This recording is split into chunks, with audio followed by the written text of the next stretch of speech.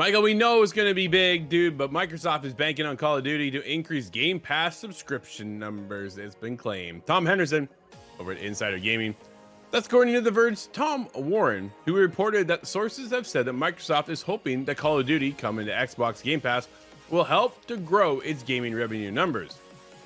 According to Warren, the company had a long debate as to whether or not they should put this year's Call of Duty title, which will be Black Ops 6, one of my most anticipated out of the Call of Duty franchises, Michael, into the subscription service. He continues for the report that the company is now gambling that it will help improve Game Pass subscriber numbers amid a busy holiday season for new Xbox games and promising year ahead. And quote, Xbox announced that Black Ops 6 will be coming on day one for the Game Pass subscribers in May of 2024, making it the first Call of Duty title ever to go to the subscription service on the same day as its launch. 2 months later, the company announced increases to the Game Pass subscription, by as much as 25%. As of February 2024, the company reported that Xbox Game Pass had a total of 34 million paying customers. Dude, that is nuts. Across its three pricing tiers. It's evident that Microsoft wants Call of Duty to increase its Game Pass subscriptions and revenues. After all, it is a business. But the question is, by how much and for how long? Call of Duty is a mammoth franchise, but hoping that one game to sustainably increase subscription numbers seems a bit of a reach. The news comes following another round of layoffs, Michael. Approximately 650 employees were laid off from the gaming division, according to the internal memo by Phil Spencer. These were mostly corporate and support functions, which reports online suggest that mostly Activision Blizzard employees were affected. Microsoft obviously talked to this one to death, bought Activision Blizzard for $75 billion. It's nuts in total. Yeah, absolutely crazy, Michael. What are your thoughts on this? Can Call of Duty save Game Pass? Is it really needing saving if there's 34 million people already on the program?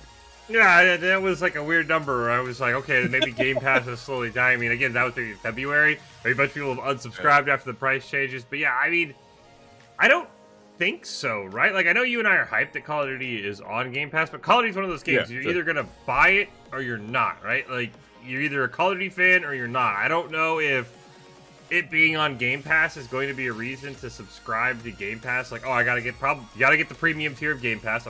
That's already like a given. So, sure.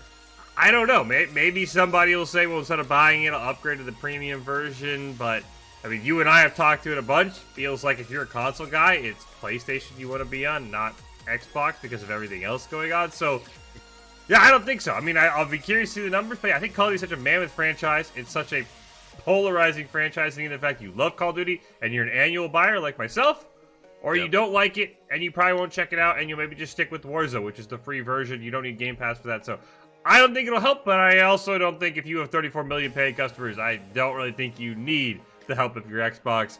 Just seems like maybe hey, we're hoping it makes it good, hoping it pops off, but I don't think Game Pass needs it with those numbers.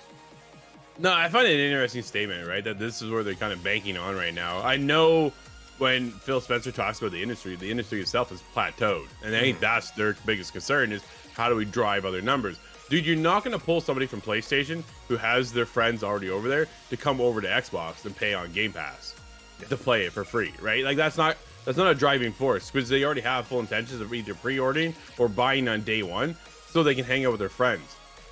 They lost the friend race, dude. That's what it comes down to, is they lost that side of it to go, hey, where's the best place to play? Over here with your friends. PlayStation owns that right now. PlayStation owns a lot of the industry right now when it comes to the overall quality. I think that's where Xbox has just suffered over the years, right? They get into this online component and it's just not kicking in the way they want it to be the thriving, console of choice. Now instead I find it still weird that Xbox says they're in the third of the three races, right? PlayStation, Nintendo, and then Xbox.